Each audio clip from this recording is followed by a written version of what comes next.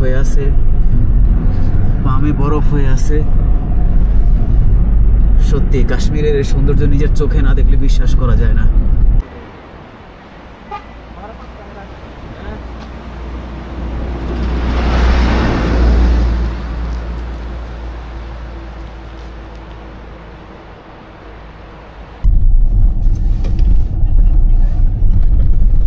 দেখেছিস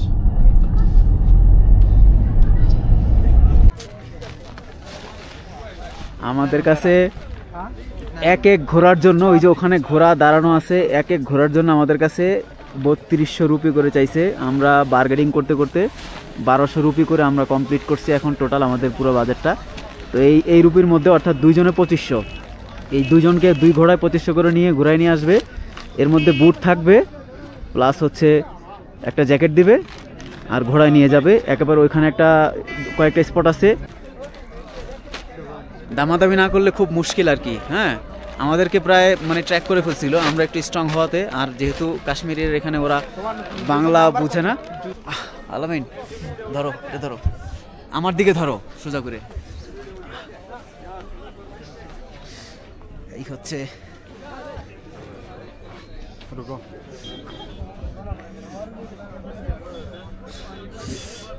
এই যে প্যাক আপ করে দেওয়া হয়েছে, এখন এই প্যাক আপ নিয়েই ঘোড়ায় চড়িয়ে নিয়ে যাবে উপরে। बैठो भैया उसमें माइक पे आप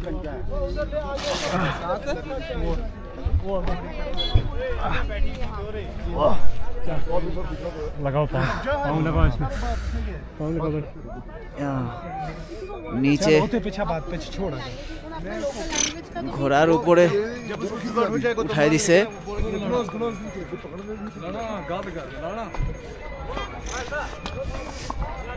তো এখানে আসলে পায়ে হেঁটে যাওয়ার জন্য আমরা অনেক চেষ্টা করছিলাম। তো এখানকার স্থানীয় লোকজন ছাড়া আর কেউ পায়ে হেঁটে যাওয়ার সুযোগ নাই। স্থানীয় লোকজন যারা, তারাই শুধুমাত্র পায়ে হেঁটে যেতে পারবে।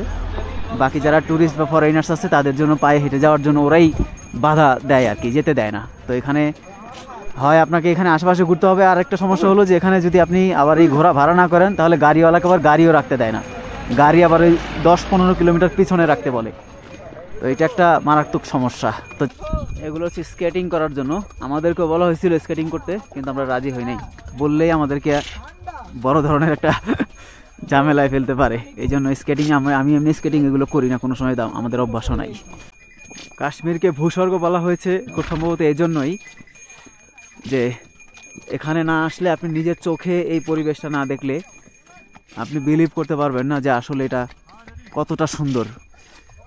ভিডিওতে, ইউটিউবে, আমরা সোশ্যাল মিডিয়াতে যেইভাবেই দেখি না কেন, নিজের চোখে এই দৃশ্যটা না দেখলে আপনি কখনোই এটা উপলব্ধি করতে পারবেন না। এই জন্য আসলে প্রত্যেকেরই লাইফে অন্তত কোনো একটা সময় করে একবার হলেও কাশ্মীর ভ্রমণ করা উচিত।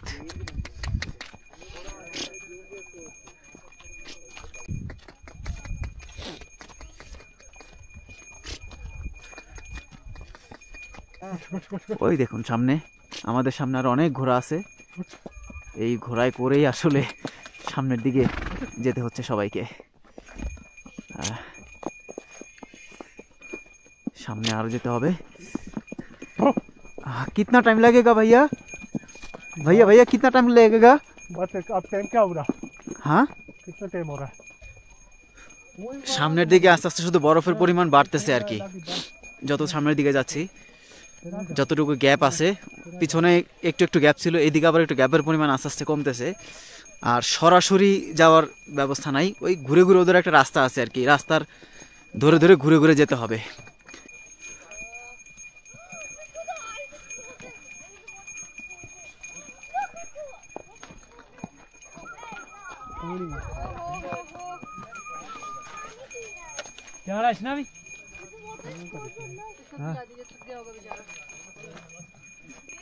অনেকখানি ঘোড়া হেঁটে এসে ক্লান্ত হয়ে গেছে, এখন ঘোড়ার একটু পানি খাইতে হবে।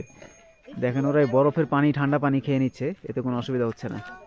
তো আমাদেরকে তো ওরা কাশ্মীরের স্থানীয় ভাষায় বলে বা হিন্দি ভাষায় বলে, হিন্দি কাশ্মীরি দুইটাই। কাশ্মীরি তো এমনিও বুঝি না, কাশ্মীরে উর্দু চলে, উর্দু হিন্দি মিক্সিং, মোটামুটি যেটা বুঝলাম যে মিক্সিং ভাষা চলে আর কি। আর হিন্দি ভাষা কিছু কিছু ওরা জানে। তো আমি যতটুকু পারি আমার মতো করে আমি দু একটা হিন্দি ভুলভাল শুদ্ধ যা আছে বলে দে, বুঝলে বুঝ, না বুঝলে না বুঝ, বুঝলে বুঝ পাতা, না বুঝলে ওই আর কি, যা যা হোক, যা হবে হবে, আমার মতো করে আমি বলে যাই। এই দেখুন বরফ হাতে হাতে নেওয়ার সাথে সাথে বরফটা চাকা হয়ে গেছে।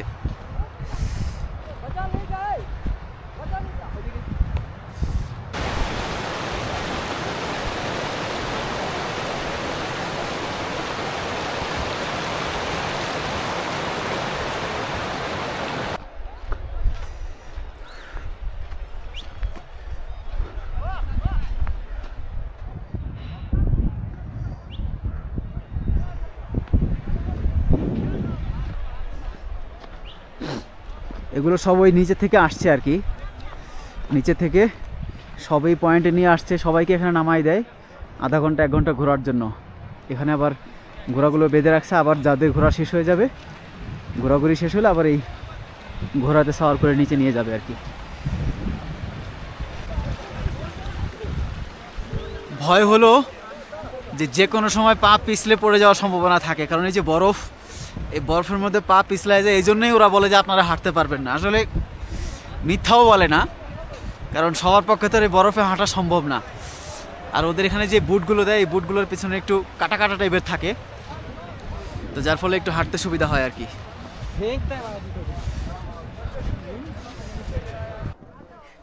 এই যে বরফের গুঁড়া, এই দেখুন একেবারে এই বরফের এইগুলো গুঁড়ো চিনির মতো হয়ে আছে, একদম চিনির মতো হাতে নিয়ে নিছি আমি, দেখেন 2 হাতে একবার চিনির মতো গুঁড়া, অথবা লবণও বলতে পারেন। সমান জায়গা দিয়ে হাঁটলে আপনার হাঁটার একটা রিস্ক থাকে, আপনি স্লিপ করে পড়ে যেতে পারেন, কিন্তু আপনি যদি এই বরফের উপর দিয়ে হাঁটেন তাহলে আপনি আর পড়বেন না। সেক্ষেত্রে এই বরফের এই যে মাঝখানে হাঁটার পরে পরে যে মাঝখানে একটু গর্ত হয়, তখন পাটা আটকে রাখে, বডি আটকে থাকে, এজন্যই ওরা এরকম এই যে লম্বা বুটগুলো দেয় আর কি। আমরা এখন বরফের উপর দিয়ে হেঁটে হেঁটে উপরের দিকে যাচ্ছি।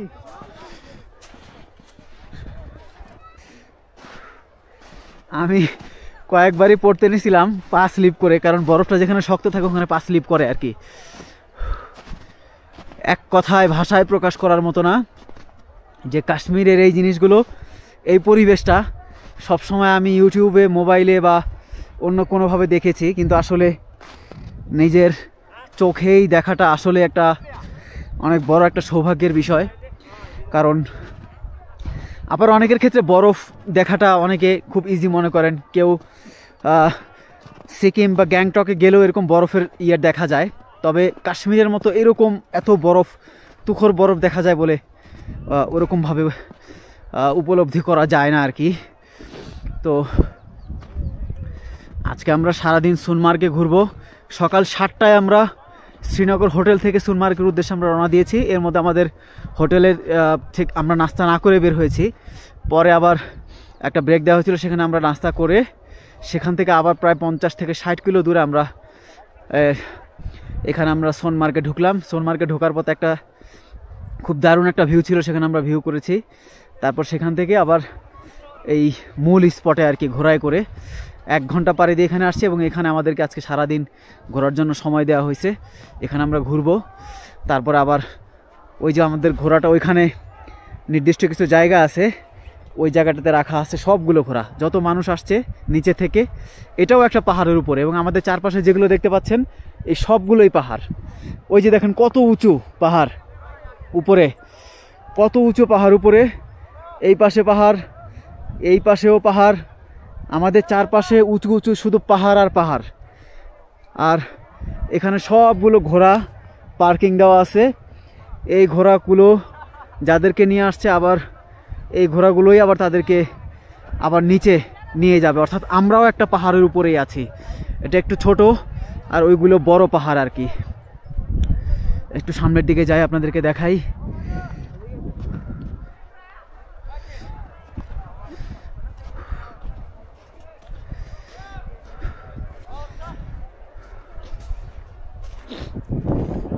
হাত পা একদম ঠান্ডায় হাতে গ্লাভস পরা, শরীরে একদম জ্যাকেট পরা, আমার নিজের ব্যক্তিগত জ্যাকেট পরা, এর নিচে আমি আরও 3-4টা মোটা গেঞ্জি পরছি, তার উপরে পাঞ্জাবি পরা, এই পাঞ্জাবির উপরে আবার তারপরে হচ্ছে ওদের যেই জ্যাকেটটা আর কি, যে ঠান্ডা থেকে এই সেফ থাকার জন্য এই জ্যাকেটটা ওরা দিয়েছে, এটা আবার আমরা যখন নিচে নামার পরে এই জ্যাকেট এবং আমাদের এই যে বুট এগুলো ওরা রেখে দেবে নিচে। ও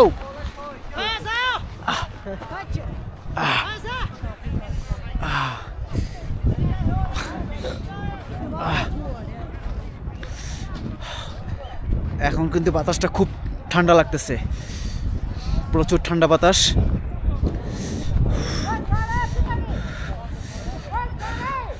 মানে এখন বুঝতেছি যে ওরা আসলে কেন এই গায়ে মানে জ্যাকেট, মোটা জ্যাকেট এবং বুট পরার জন্য খুব বেশি তাগিদ দেয়, কারণ সাধারণত আমরা এই ধরনের শীতল পরিবেশে থেকে আমরা অভ্যস্ত না। এখানকার স্থানীয় যারা আছে, যারা স্থানীয় কাশ্মীরের বাসিন্দা বা আশেপাশের এলাকাতে যারা থাকে, তাদের জন্য খুব বেশি একটা কষ্ট হয় না, তারা মোটামুটি একটা জ্যাকেট হলে কিংবা একটা জ্যাকেট হলে ওরা মানিয়ে নিতে পারে। কিন্তু আমরা আসলে এই ধরনের ঠান্ডায় পরিবেশে থেকে কিন্তু আমরা অভ্যস্ত না। দেখেন আমার হাত পা ধীরে ধীরে মানে অকার্যকরের মতো একটা, এটাকে কি বলবো, যে কোনো কিছু ধরলে বোধ পাওয়া যায় না এরকম, মানে হাতে যে অংশটা আমার খোলা আছে এই অংশটা এবং মুখের এই অংশটা ধীরে ধীরে আরও মানে শক্ত হয়ে আসছে, এরকম একটা অনুভূতি হচ্ছে আর কি। তো এই জন্য একটু রোদ্রের দিকে আসলাম এখন, এই রোদ্রে একটু দাঁড়ালে হয়তো রোদ্রের তাপটা কিছুটা পরিমাণ ভালো লাগবে। আর হাত পা বেশি অতিরিক্ত ঠান্ডা হয়ে গেলে এখানে ওদের চা কফির দোকান আছে, এর পাশে ওরা ওই যেরকম বক্সের মধ্যে আগুন ওরা দিয়ে রাখে, যাতে করে কেউ হাতে পায়ে একটু আগুন মানে তাপমাত্রাটা দিয়ে রাখতে পারে আর কি। তো এই হচ্ছে অবস্থা কাশ্মীরের। তবে দারুণ অভিজ্ঞতা, খুবই চমৎকার, খুব সুন্দর, খুবই ভালো লাগছে। এইটা একটা লেক, এই লেকটা দিয়ে মূলত উপর থেকে পানিগুলো নেমে আসছে। আমি একটু সামনের দিকে আপনাদেরকে দেখাই লেকের যে লিঙ্কটা কোত্থেকে শুরু হয়েছে। এই যে লিঙ্কটা, এই লিঙ্কটা একেবারে উপর থেকে, মানে পাহাড়ের উপরে কোথাও কোনো এক জায়গায় ওদের লিঙ্ক আছে। এই ক্যানেলটা এখান থেকে এসে এখান থেকে এই লেকটা বের হয়ে গেছে এই দিক দিয়ে।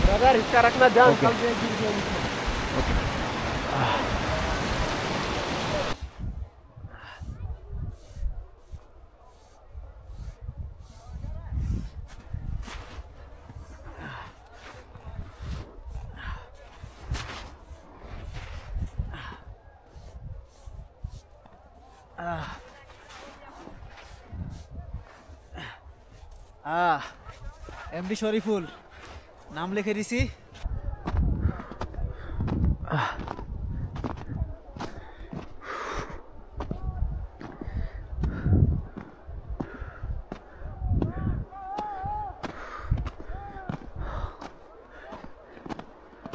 এখন এই উপর থেকে এই জায়গাটা আমি আসলাম, তার কারণ হচ্ছে এই জায়গাটা থেকে আমি একটা ভিউ নিয়ে একটু দেখাই আপনাদেরকে। আমি ছোটোখাটো একটা পাথরের উপর উঠে দাঁড়াইছি আর কি। আল্লাহ, যদি পড়ে যায় তাহলে কিন্তু ব্যথা পাওয়া ছাড়া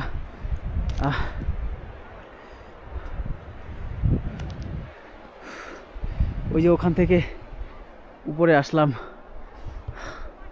এখান থেকে একটা ভিউ নেই, খুবই চমৎকার।